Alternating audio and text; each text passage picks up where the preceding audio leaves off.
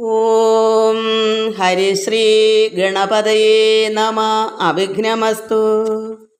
ഓം നമോ ഭഗവതേ വാസുദേവായ. ശ്രീകൃഷ്ണ പരമാത്മനേ നമ. ഓം ഗുരുബ്രഹ്മ ഗുരുർവിഷ്ണു ഗുരുർദേവോ മഹേശ്വര.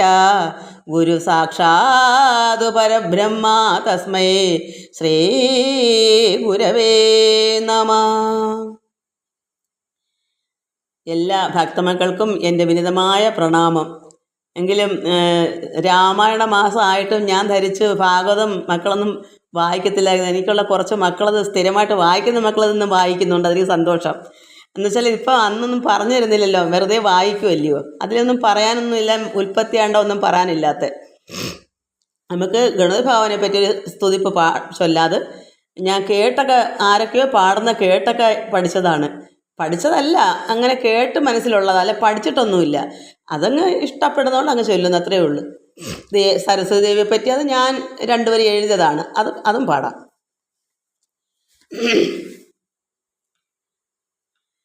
മഹാഗണപതിം മനസാ സ്മരാമി. മഹാഗണപതിം മനസാ സ്മരാമി. മഹാഗണപതിം വസിഷ്ഠവാമദേവാദിവന്ദിതമഹാഗണപതിം മനസാ സ്മരാമി. മഹാഗണപതിം വസിഷ്ഠവാമദേവാദിവന്ദിതമഹാഗണപതിം മഹാദേവസുതം.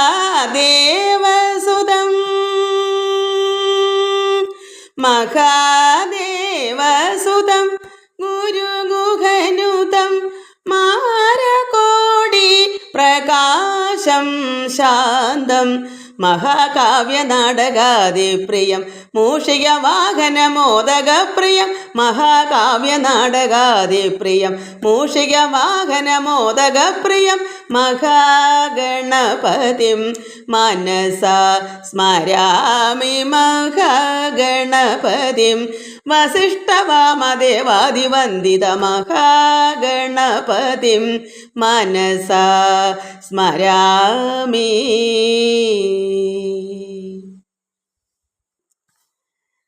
വരദായികേ ദേവി ലളിതാംബികേ, കനിയേണം നീയെന്നും മൂകാംബികേ. വരദായികേ ദേവി ലളിതാംബികേ, കനിയേണം നീയെന്നും മൂകാംബികേ. ലോകമാതാവേ ഭുവനേശ്വരി, ആനന്ദം ചൊരിയേണം ജീവനാഥേ.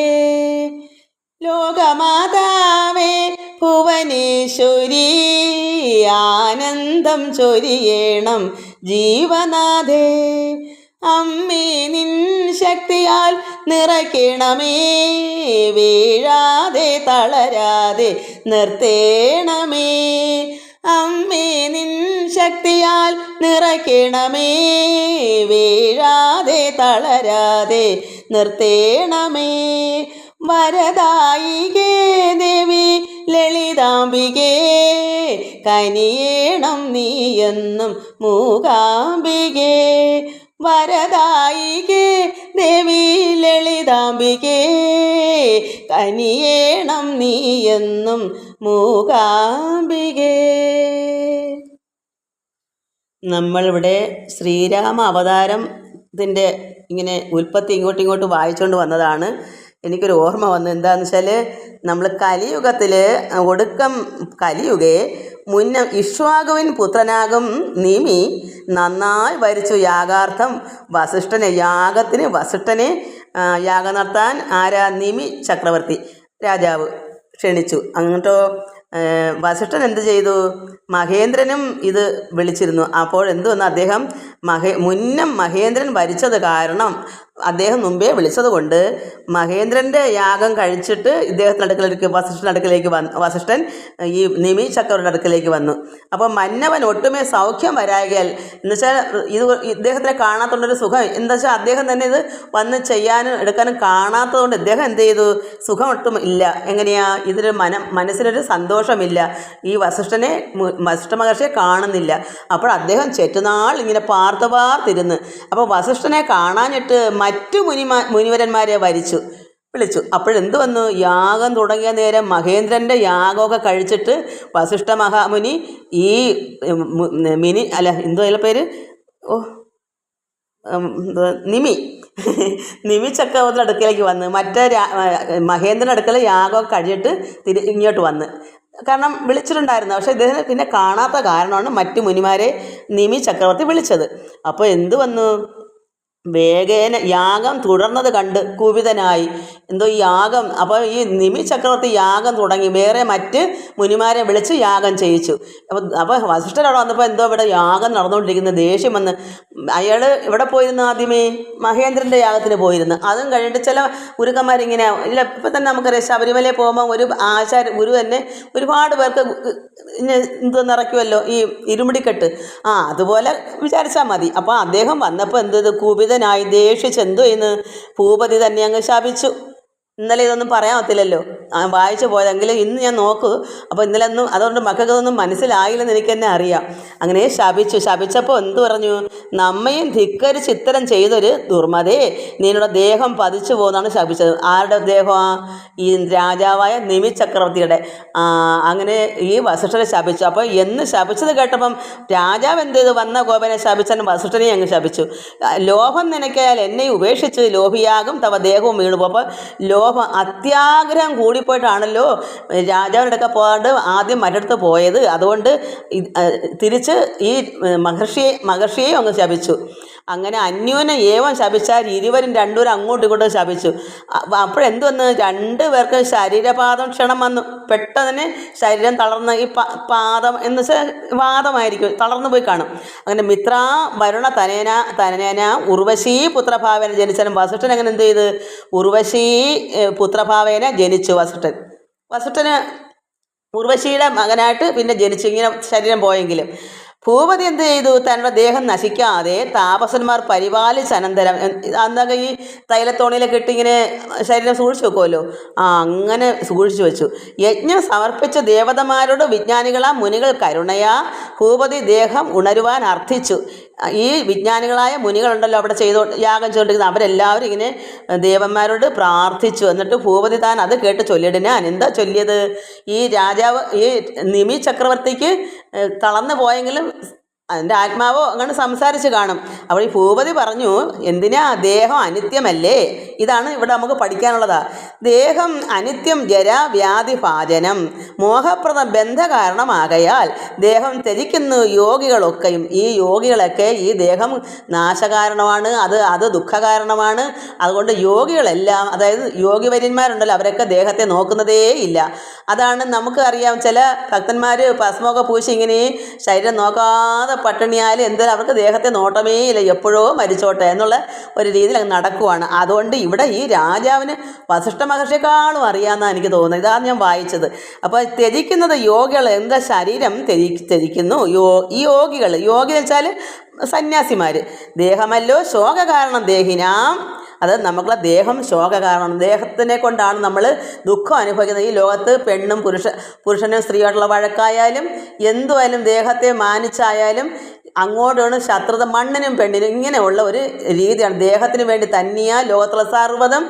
ദേഹം വെച്ചാൽ ധനവും സ്വർണവും പണവും എല്ലാം അതിനകത്ത് വേണ്ടുന്നതാണല്ലോ. അപ്പോൾ ദേഹത്തെ നോക്കാതെ ഒന്നും ഇല്ലെങ്കിലോ ആ ദേഹത്തിന് വല്ല ദുഃഖമുണ്ടോ? അതുകൊണ്ട് ഈ നിമി ചക്രവർത്തി പറയുന്നു, ദേഹമല്ലോ ശോക കാരണം ദേഹിനാം ആകയാൽ ദേഹത്തിന് ആഗ്രഹമില്ലമേ, എനിക്ക് ദേഹത്തിന് ആഗ്രഹമില്ല. അവർ പ്രാർത്ഥിച്ചു ഇദ്ദേഹത്തിനെ ഉണർത്തിയെടുക്കാൻ വേണ്ടി. അപ്പോഴാണ് ഈ രാജാവ് പറയുന്നത്, ദേഹത്തിന് ആഗ്രഹമില്ല, ശോകം വരുത്തുവാൻ ആശ ഉണ്ടാകുമോ, നമുക്ക് ആർക്കെങ്കിലും ദുഃഖം ഉണ്ടാകാൻ ആശ ഉണ്ടാകുമോ എന്നത് കേട്ട് അരുൾ ചെയ്ത മുനികളും ഇന്ന് ദേഹം വീണ മൂലം വിദേഹനായി. അത്തരം അപ്പോൾ അദ്ദേഹത്തിൻ്റെ പേരെന്തോ വിദേഹൻ.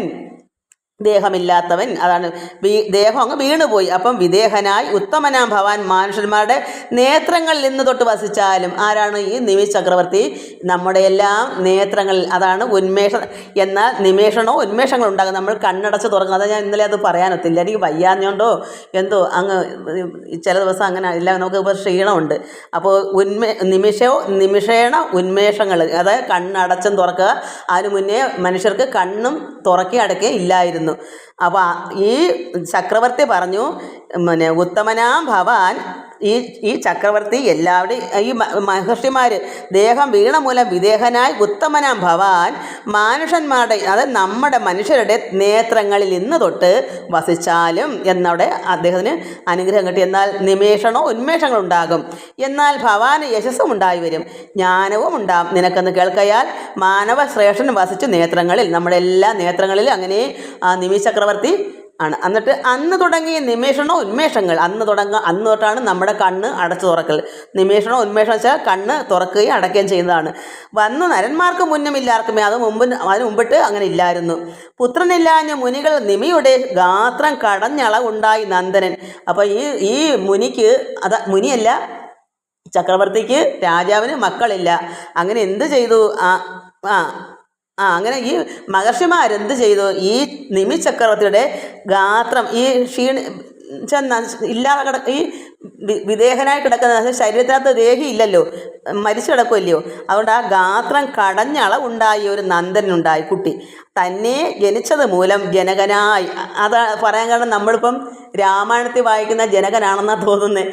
എനിക്ക് ചിലപ്പം ഞാൻ പേര് പോലും ഇന്ന് പറഞ്ഞതിനകത്തൊക്കെ പിന്നെ എന്തുവാ,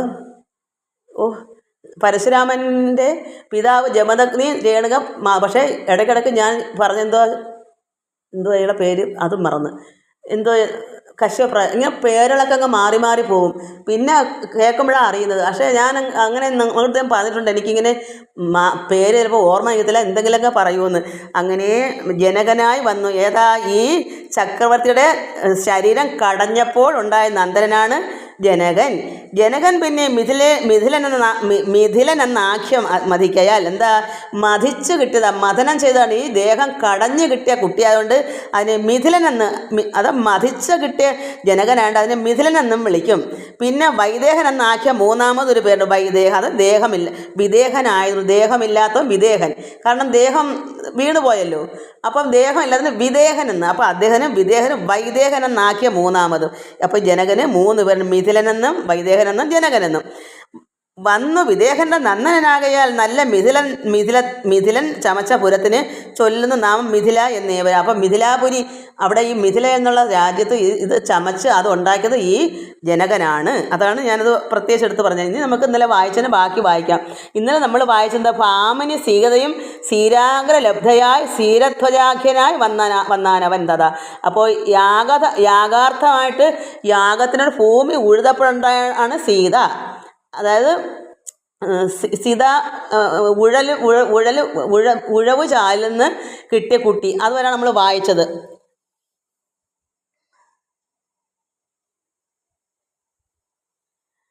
തൽസുതൻ സീരധ്വജൻ അവൻ നന്ദനൻ ഭൂമി ഉഴുതിതു യാഗാർത്ഥമായവൻ.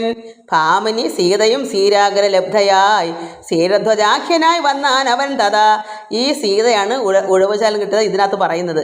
സീരം കരിയെന്ന് ഭാഷ ചൊല്ലുന്നതേ പുത്രൻ കുരുധ്വജന്. അവരുടെയൊക്കെ മക്കൾ അങ്ങോട്ട് പോവുകയാണ്. പുത്രൻ കുരുധ്വജൻ തസ്യ ധർമ്മധ്വജൻ. പുത്രൻ അവന് സുതദ്വയം ജാതമായി. 2 പേര്, സുതദ്വയം, ദ്വയം 2. മുന്നം കൃതധ്വജൻ, പിന്നെ വിധധ്വജൻ. അങ്ങനെ 2 പേരാണ് പേര്. ഒന്ന് കൃതധ്വജനും ഒന്ന് വിധധ്വജനും. മുന്നേവന് കേതുവല്ലോ സുതൻ കാണ്ടിക്കനല്ലോ വിധധ്വജ നന്ദനൻ. പാണ്ഡിത്യമേറും കൃതധ്വജ നന്ദനൻ നിർമ്മല ജ്ഞാനിയായി കാണ്ടികൻ ഏറ്റവും കർമ്മിയായി തങ്ങൾ ചേർച്ചയില്ലായകയാൽ. അതായത് ഈ 2 പേര് ജ്യേഷ്ഠനും അനിയനുമാണ്. അതിന് അവരുകൾ ചേർച്ചയില്ല, 2 രീതിയാണ് സ്വഭാവം. അതുകൊണ്ട് ചേർച്ചയില്ലാകയാൽ ജ്യേഷ്ഠനെ പേടിച്ചു പോയി കാണ്ഡ്യക്കനും. ജ്യേഷ്ഠനെ പേടിച്ചിട്ട് അനുജൻ പോയി, കർമ്മ നടത്തി അങ്ങ് പോയി. എവിടെയോ വീടൻ കുടുംബമെല്ലാം വിട്ടു പോകുമല്ലേ, അതുപോലെ പോയി. ജ്യേഷ്ഠൻ അന്നുണ്ടായി നന്ദനൻ ഭാനുമാൻ. പുത്രൻ ശതദ്യുമ്നനും ശുചിതൻ സുതൻ. പുത്രൻ അവനും സനദ്വാജനാമവൻ. പുത്രൻ അവൻ ഊർധ്വകേതുവാകും നൃപൻ. പുത്രൻ അജൻ കുരുജിത്തവൻ നന്ദനൻ. ഇത് ഞാനിങ്ങനെ ഇതിൽ വായിക്കുന്ന മക്കൾ 5-6 പേരുണ്ടെന്ന് തോന്നുന്നു. അവർക്ക് വേണ്ടി, കാരണം ഇത് രാമായണ കാലമായതുകൊണ്ട് ഇത് ഭാഗവതം മറ്റാരും അങ്ങനെ വായിക്കത്തില്ല. ഇപ്പം രാമായണത്തിൽ ശ്രീരാമനെയാണ് എല്ലാവർക്കും ഇഷ്ടം. ഈ മാസം അങ്ങനെയാണ്. എന്നാൽ നമുക്ക് മുടങ്ങണ്ട, 2 മക്കളെങ്കിലും ഉണ്ടല്ലോ, അവർ വായിക്കട്ടെ. അതുകൊണ്ട് അജൻ കുരുജിത്തവൻ നന്ദനൻ. പുത്രൻ അരിഷ്ടനേമ്യാഖ്യൻ അവനുടെ പുത്രൻ ശ്രുതായുസവന് സുപാർശകൻ. പുത്രൻ അവൻ മകൻ ചിത്രരഥനവൻ. പുത്രനും ക്ഷേമർധി എന്നു പേരായവൻ. ഹേമരഥനവൻ നന്ദനൻ തൽസുതൻ. കോമളനാകിയ സത്യരഥ നൃപൻ നല്ലൊരുവൻ ഗുരുനന്ദനൻ തൽസുതൻ. തന്മകൻ കല്യാണശീലൻ ഉപഗുപ്തൻ. തസ്യാഗ്നി സംഭവൻ വസ്വനന്താഭിതൻ. തൽസുതൻ സസ്യപുത്രൻ യുധാനനും. പുത്രൻ സുഭാഷണൻ തത്തനയൻ ശ്രുതൻ. പുത്രൻ ജയനവൻ പുത്രൻ വിജയനും. പുത്രൻ ധൃതനവൻ പുത്രൻ ശുനകനും. ഉത്തമൻ വീതഹവ്യാഖ്യനവൻ മകൻ. പുത്രൻ അവന് ധൃതി ബഹുലാശ്വനാം. പുത്രൻ അവന് തൽപുത്രനല്ലോ കൃതി. ഇങ്ങനെ മൈഥിലന്മാരാ നൃപതികൾ മംഗലന്മാരായ വിജ്ഞാനശാലികൾ. സോമവംശ രാജോൽപത്തി. ചൊല്ലുവൻ സോമവംശത്തിൽ നിന്നുണ്ടായ ചൊല്ലുള്ളിളാത്മജ മുഖ്യ രാജാന്വയം. അത്രി മഹാമുനി പത്മജ നന്ദനൻ എത്രയും മുഖ്യൻ പിതൃസമനോർക്കിലോ. അത്രിതൻ നേത്രത്തിൽ നിന്നാശു ചന്ദ്രനും എത്രയും തേജസാ സംഭവിച്ചിടിനാൻ. അത്രി മുനിയുടെ നേത്രത്തിൽ, കണ്ണിൽ നിന്ന് ചന്ദ്രൻ എത്രയും തേജസ്സോട് സംഭവിച്ചു. എത്രയും മുഖ്യൻ പിതൃസമനോർക്കിലോ. അത്രിതൻ നേത്രത്തിൽ, അത്രി എന്ന് പറഞ്ഞ ഒരു മുനിയുടെ പേരാണ്. അദ്ദേഹം നേത്രത്തിൽ നിന്ന് ആശു ചന്ദ്രനും എത്രയും തേജസ്സോടുകൂടി സംഭവിച്ചിടിനാൻ. നക്ഷത്ര വിപ്ര ഔഷധീശനായി സോമനെ തൽക്ഷണം കൽപ്പിച്ചു പത്മ സമുത്ഭവൻ. അന്ന് ലോകങ്ങൾ ജയിച്ചു ശശാങ്കനും. അത് ചന്ദ്രനാണ് ശശാങ്കൻ. നന്നായി രാജസൂയം കഴിച്ചിടിനാൻ. വീരവിത്താതിമതേന ബൃഹസ്പതി ഭാര്യയാം താരയെ കൊണ്ടുപോയാനവൻ. വീര്യവിത്താദികളെല്ലാം കൂടെ ചേർത്ത് ബൃഹസ്പതി എന്ത് ചെയ്തു? താരയെ കൊണ്ടുപോയാനവൻ. ചെന്നു ബൃഹസ്പതി യാചനം ചെയ്തിതു. അപ്പം ഈ കൊണ്ടുപോയാൽ ശശാങ്കനാണ് കൊണ്ടുപോയത്. അന്ന് ലോകങ്ങൾ ജയിച്ചു ഈ ശശാങ്കൻ, അതായത് ചന്ദ്രൻ, സോമൻ. സോമൻ എന്ന് പറഞ്ഞ ആൾ നമ്മുടെ ആകാശത്തെ ചന്ദ്രനല്ല. ലോകങ്ങൾ ജയിച്ചു ശശാങ്കൻ എന്നുള്ള പേരുള്ള ആൾ നന്നായി രാജസൂയം കഴിച്ചിടിനാൻ. വീര്യവിത്താതി മതേന ബൃഹസ്പതി ഭാര്യയാം താരയെ കൊണ്ടുപോയാൽ. ഈ ശശാങ്കൻ എന്തുവന്ന് ഈ ബൃഹസ്പതിയുടെ ഭാര്യയെയും വീര്യവിത്താദികളെല്ലാം കൂടെ ഇദ്ദേഹം കൊണ്ടുപോയി, ശശാങ്കൻ കൊണ്ടുപോയി. ചെന്നു ബൃഹസ്പതി യാചനം ചെയ്തിതു. നിന്ദയാ സോമൻ കൊടുക്കായ കാരണം ഉണ്ടായി വന്ന അസുര സങ്കരം. ബൃഹസ്പതി പോയി ചോദിച്ച് ഈ ഭാര്യയും ഈ കൊണ്ടുപോയൊക്കെ തിരിച്ചു തരാൻ ഈ ശശാങ്കനോട്. അപ്പോൾ നിന്ദിച്ച് സോമൻ, അതായത് ഈ ശശാങ്കൻ സോമനാണല്ലോ, സോമൻ നിന്ദിച്ച് കൊടുക്കായ കാരണം ഉണ്ടായി വന്ന അസുര സങ്കരം. അങ്ങനെ അവർ സുരന്മാരും അസുരന്മാരായിട്ട് സങ്കരം ഉണ്ടായി, യുദ്ധം ഉണ്ടായി. പണ്ടിവണ്ണം രണം കണ്ടതില്ല ആരുമേ. ഇങ്ങനെ ഒരു രണം, അത് യുദ്ധം പണ്ടെങ്ങും ആരും കണ്ടിട്ടില്ല. വൃത്താന്തം ഇത്തരം കേട്ടു വിരിഞ്ചനും ബ്രഹ്മാവ് ഇത് കേട്ടു. തത്ര ചെന്നാശു സമരം വിലക്കിനാൻ. ഇവരുടെ സമരം വിലക്കി ചെയ്യേണ്ടാന്ന്. സോമനെ ഭർഷിച്ചുകൊണ്ട് ഗുരുവിന് സോമമുഖിയായ ഭാര്യയെ നൽകിനാൻ. അങ്ങനെ സോമനെ ഭർഷിച്ച്, കാരണം ഈ സോമൻ ഈ ഗുരുവിൻ്റെ ഭാര്യയെ കൊണ്ടങ്ങ് പോയില്ലേ, അതുകൊണ്ട് ഈ സോമനെ ഭർഷിച്ചു വിരിഞ്ചനായിരിക്കും, അല്ല അതിന് ഗുരുവാണോ, ഗുരുവിന് സോമമുഖിയായ ഭാര്യയെ നൽകിനാൻ, തിരിച്ചു കൊടുത്ത്. അപ്പോഴെന്തു വന്നു? ഗർഭമുണ്ടായത് കണ്ടു ബൃഹസ്പതി. ദുർഭഗയെ ഗർഭം ത്യജിക്കുന്ന ചൊല്ലിനാൻ. അപ്പോൾ ഈ സോമമുഖിയായ ഭാര്യയ്ക്ക് ഒരു കുട്ടി ജനിച്ചു. ഗർഭം വെച്ചാൽ ഒരു കുട്ടി. അപ്പോൾ ബൃഹസ്പതി എന്ത് പറയുന്നത്? ദുർഭഗയെ ഗർഭം ത്യജിക്കുന്ന ചൊല്ലിനാൻ. നിനക്ക് ഈ കുഞ്ഞിനെ വേണ്ട, നിൻ്റെ അതായത് ബൃഹസ്പതിയുടെ ഭാര്യയാണ്, പക്ഷെ കുഞ്ഞ് സോമൻ്റെ ആണെന്ന് കരുതിയോ എന്തോ, എന്തായാലും കൊള്ളാം, നീ ത്യജിക്കുക എന്ന് പറഞ്ഞ് ചൊല്ലി. അപ്പോഴേ ഗർഭം ത്യജിച്ചതു താരയും. അങ്ങനെ കുട്ടിയെ താര ത്യജിച്ചു. പിൽപ്പാട് ബാലനെ ഉജ്ജ്വലിച്ചിടിനാൻ. അങ്ങനെ അതിനപ്പം കുഞ്ഞെന്ത് ചെയ്ത്? ഉജ്ജ്വലിച്ചിടിനാൻ, അത്ര ശോഭയോടുകൂടി ജ്വലിച്ച്. അന്യൂന ശോഭയെ കണ്ടു ഗുരുവരൻ എന്നുടെ പുത്രൻ ഇവനെന്ന് ചൊല്ലിനാൻ. അപ്പോൾ ശോഭ കണ്ടപ്പം ഗുരു പറയാണ് ഗുരുവിൻ്റെ പുത്രനാണെന്ന്. അല്ലെങ്കിൽ ത്യജിക്കാൻ പറഞ്ഞ്. അപ്പോൾ കുട്ടിയെ ഗർഭം വെച്ചാൽ കുട്ടിയെ ത്യജിക്കാൻ പറഞ്ഞപ്പോൾ കുട്ടിക്ക് നല്ല ശോഭ, ബാലൻ ഉജ്ജ്വലിച്ചിടുന്ന നല്ല ശോഭ കണ്ടപ്പോൾ, പ്രഭ കണ്ടപ്പോൾ ഗുരു വിചാരിച്ചപ്പോൾ ഗുരു ബൃഹസ്പതി അല്ലയോ, അപ്പം നല്ല കുട്ടിയാണല്ലോ, എന്നുടെ പുത്രൻ ഇവനെന്ന് ചൊല്ലിനാൻ ഗുരു പറഞ്ഞു. എന്നുടെ പുത്രൻ ഇവനെന്ന് സോമനും. സോമൻ പറഞ്ഞു, ഇത് ഞാൻ എടുത്ത് വായിച്ചു കേൾപ്പിയെന്ന് പറയുമ്പോൾ ഇന്ന് ഈ ലോകത്ത് നടക്കുന്ന കാര്യങ്ങൾ എത്രമാത്രം ചിരിക്കുക. ഞാനൊന്നും അങ്ങനെ വായിച്ചിട്ടില്ല. ഈ ഇതിൻ്റെ പേര് ഉൽപ്പത്തികളൊക്കെ അല്ലയോ വായിക്കാണ്ട്. ഇതിന് മുന്നേയൊക്കെ ഇതുപോലെ ഒന്നോട്ടം വായിച്ചാൽ നമുക്ക് അന്ന് ഒന്നും അറിയത്തോലുമില്ല, ഇപ്പോഴും അറിയത്തില്ല. അങ്ങനെ സോമനും പിണങ്ങി ഇത് എൻ്റെ കുട്ടിയാണെന്ന്. അങ്ങനെ മന്നവർ തമ്മിൽ വിവാദം ഒഴുക്കയാൽ താരയോട് ആശ ചോദിച്ചത് എല്ലാവരും ആരുടെ പുത്രൻ ഇവനെന്ന് കേട്ട് അവൾ ഒന്നുമേ മിണ്ടാതെ നിന്നിതു ലജ്ജയോട്. അന്നേരം എത്രയും കോപിച്ചു ബാലകൻ. അപ്പോൾ കുട്ടി കോപിച്ചു. ഇത് തിരിച്ചൊന്ന് പറയാൻ ആ കുട്ടിക്ക് വിഷമമല്ലേ, അവന് ആരെയും അച്ഛാന്ന് വിളിക്കണ്ടേ. അതുകൊണ്ട് താരയോട് എല്ലാവരും ചോദിച്ചു ആരുടെ കുഞ്ഞാന്ന് എല്ലാവരും ചോദിച്ചു, ആരുടെ പുത്രനാ ഇവനെന്ന് കേട്ട് അവൾ ഒന്നുമേ മിണ്ടാതെ നിന്നു. ലജ്ജയോടുകൂടി ഒന്നും മിണ്ടിയില്ല. അന്നേരത്ത് എന്തു വന്നു, കുട്ടി ബാലകൻ കോപിച്ച് തന്നുടെ മാതാവിനോട് ചൊല്ലിയിടിനാൻ. ഒന്നുമേ മിണ്ടാതെ നിൽക്കുന്നത് എന്തു നീ ചൊല്ലുക, തന്നുടെ ദോഷങ്ങളൊക്കെയും ഇതുകൊണ്ട് എനിക്ക് ഏറ്റവും ദൃഢം. ഇതുകൊണ്ട് നിനക്ക് ഇതെന്താ പറയാത്തത്, ആരുടെ കുട്ടിയാന്ന് എന്തുകൊണ്ട് പറയുന്നില്ല, ചൊല്ലുക. തന്നുടെ ദോഷങ്ങളൊക്കെ ഇതുകൊണ്ട് എനിക്ക് ഇനി കുറ്റം ഇതുകൊണ്ടൊരു കുറ്റം ഒന്നും ഉണ്ടാകത്തില്ല. കുട്ടി തന്നെ അങ്ങ് പറയുമല്ലയോ, ഇതുകൊണ്ടൊരു കുറ്റം ഉണ്ടാകത്തില്ല, പറയൂ ആരുടെ മകനാണെന്ന്. അങ്ങനെ കുട്ടി തന്നെ ചോദിക്കുന്നു. ചൊല്ലുക, തന്നുടെ ദോഷങ്ങളൊക്കെയും ഇതുകൊണ്ട് ഇനി കുറ്റം ദൃഢം. അന്നേരം ആശു വിരഞ്ജനം താരയെ മന്ദം വിളിച്ച് ചോദിച്ചാൻ മധുരമായി. താരയെന്ന് വെച്ചാൽ ഈ ബൃഹസ്പതിയുടെ ഭാര്യയുടെ പേരാ. ഈ സോമൻ തട്ടിക്കൊണ്ടുപോയെ, തട്ടിയോ തട്ടാതെയോ എങ്കിലും അങ്ങനെ വിരിഞ്ചൻ ചോദിച്ചു താരയോട്.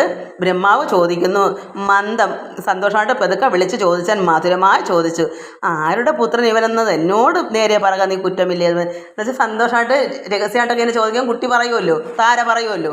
അതുകൊണ്ട് ബ്രഹ്മാവിൻ്റെ ബുദ്ധി കൊള്ളാം. മന്ദം വിളിച്ച് ചോദിച്ചാൽ മധുരമായി ചോദിക്കുക. മധുരം പഞ്ചസാര ഇട്ടണക്ക് ആ വർത്തമാനത്തിൽ കൂടെ വരെ എങ്ങനെയാ, ആരുടെ പുത്രൻ ഇവനെന്നത് എന്നോട് നേരെ പറയുക, നീ കുറ്റമില്ലേ, നിനക്കൊരു കുറ്റവും വരത്തില്ല, നീ അങ്ങ് പറഞ്ഞേരെ എന്നത് കേട്ട് അവൾ ചൊന്നാൾ വിരിഞ്ചനോട്, ഇന്നിവൻ ചന്ദ്രതനയൻ അപ്പോഴേ പുത്രനെ ചന്ദ്രൻ നൽകി വിരിഞ്ചനും. അപ്പം സത്യം വിരിഞ്ചനോട് പറഞ്ഞു, ഇത് സോമൻ്റെ പുത്രനാ, അത് ചന്ദ്രൻ്റെ അല്ലെ ശശാങ്കൻ്റെ, എല്ലാം ഒരാളെ പേരാ. അതുകൊണ്ട് അപ്പോൾ വിരിഞ്ചൻ എന്ത് ചെയ്ത്, അവർ നിങ്ങളെ മത്സരമായിട്ടിരിക്കുമല്ലേ, സങ്കരം തുടങ്ങുമായിരിക്കുമല്ലേ, ബൃഹസ്പതിക്ക് ശോഭയുള്ള കുട്ടിയായിട്ട് ഗുരുവിൻ്റെ ആക്കി, അല്ലെങ്കിൽ ത്യജിച്ച് കളയാൻ പറഞ്ഞു. അപ്പോൾ ഇത് ഇവർ രണ്ടോ യുദ്ധം നടക്കൊണ്ടിരിക്കുകയാണ്. അതുകൊണ്ട് ബ്രഹ്മാവ് ഇതിനകത്ത് ഇടപെട്ടിട്ട് പറഞ്ഞു ചന്ദ്രന് കൊടുത്തു കുട്ടിയെ. ഇന്നിവൻ ചന്ദ്രതനയനെന്ന് അപ്പോഴേ പുത്രനെ ചന്ദ്രന് നൽകി വിരിഞ്ചനും. എത്രയും സൗഖ്യമായി വന്നത് സോമനും. സോമാത്മജൻ തൻ്റെ ബുദ്ധി ദൈർഘ്യം കൊണ്ട്. അപ്പോൾ സോമാത്മജൻ ആ കുട്ടിയുടെ ബുദ്ധി ദൈർഘ്യം, കാരണം കുട്ടി വിചാരിച്ചപ്പോഴാണ് ഇത്രയും നടന്നത്. കുട്ടി തള്ളയോട് ദേഷിച്ച് പറഞ്ഞു ആരുടെ കുട്ടിയാന്ന് പറയണമെന്ന്. അത് ദൈർഘ്യം കണ്ട് നാമം ബുധൻ എന്ന് ചൊന്നാൻ വിരിഞ്ചനും. നമുക്കിനി അടുത്ത പ്രാവശ്യം വായിക്കാം ബാക്കി. അല്ലെങ്കിൽ ഇച്ചിടെ ഉള്ളത് എന്നാൽ പിന്നെ 4-5 വരികളേ ഉള്ളു. അങ്ങനെ വിരിഞ്ചൻ എന്ത് ചെയ്തു, കുട്ടിയെ ബുധനെന്ന് പേരിട്ടു. സുന്ദരിയാകും ഇളയിൽ പുരൂരവസ് എന്നൊരു പുത്രൻ ബുധനുളവായത്. അപ്പോൾ ബുധന് വിവാഹം കഴിച്ച് പുരൂരസ് എന്നൊരു പുത്രൻ ബുധനുണ്ടായി. അതായത് ഈ താരയുടെ കൊച്ചുമകനായിട്ട്, മകൻ്റെ മകനായിട്ട് ബുധനുളവായത് ഒരു പുത്രൻ വന്നു. അത് തന്നെ. അപ്പോൾ താരയുടെ മകൻ ബുധൻ പേരിട്ടത് ബുദ്ധിയുണ്ട്. ബുധൻ എന്തു വന്നു, ഒരു പുത്രൻ ജനിച്ചു. ഭാര്യ ആരാണ്, അന്ന് അവൻ തന്നോട് വീര്യ സൗന്ദര്യങ്ങൾ ഇന്ദ്രലോകയെ പുകഴുന്നതോ കേൾക്കയാൽ. അത്ര സൗന്ദര്യം, കാരണം ശശാങ്കനല്ലയോ ചന്ദ്രനല്ലയോ തന്തയുടെ പേര്. ഇന്ദ്രലോകയെ പുകഴുന്നത് കേൾക്കയാൽ കന്ദർപ്പ പീഡ പെരുക്കായാൽ ഉർവശി മന്ദമെന്നിയെ ചെന്ന് ഭൂപതി സന്നിധവും മർത്യന് ഭാര്യയായി വന്നിടുന്നത്. മിത്രാവരണ ശാപത്തിൻ ബലത്തിനാൽ കാമിച്ചു ചെന്നൊരു നേരം പുരൂരവ സാമോദമോട് ചോദിച്ചു മധുരമായി. ഇനി അതിൻ്റെ ബാക്കി നമുക്ക് അടുത്ത ദിവസം വായിക്കാം. എല്ലാവർക്കും നമസ്കാരം. ഓം ലോകാ സമസ്ത സുഖിനോ ഭവന്തു. നമുക്ക് കുറച്ച് പേര് മതി, കാരണം ഇത് എല്ലാവരും ഒന്നും വായിക്കാൻ പറ്റാത്തതുകൊണ്ട് ആരും ഇത് പ്രത്യേകിച്ച് ചില മക്കൾക്ക് മാത്രമേ പറ്റൂ, അവർ വായിക്കണം. അതുകൊണ്ട് എല്ലാ മക്കൾക്കും സന്തോഷ സമാധാനം ഉണ്ടാകട്ടെ. ഓം ലോകാ സമസ്ത സുഖിനോ. എല്ലാ മക്കളും ഇപ്പോൾ രാമായണം വായിക്കുന്നവരും എല്ലാവർക്കും വേണ്ടി തന്നെ പ്രാർത്ഥിക്കുന്നത്. രാമായണവും ഭാഗവതവും എല്ലാം ഒന്ന് തന്നെ, പരമാത്മാവ് തന്നെയാണ്, ഭഗവാൻ നാരായണനും കൃഷ്ണനും എല്ലാം. എല്ലാവർക്കും നമസ്കാരം. ഓം ലോകാ സമസ്ത സുഖിനോ ഭവന്തു. ഹരി ഓം ഹരി ഓം ഹരി ഓം.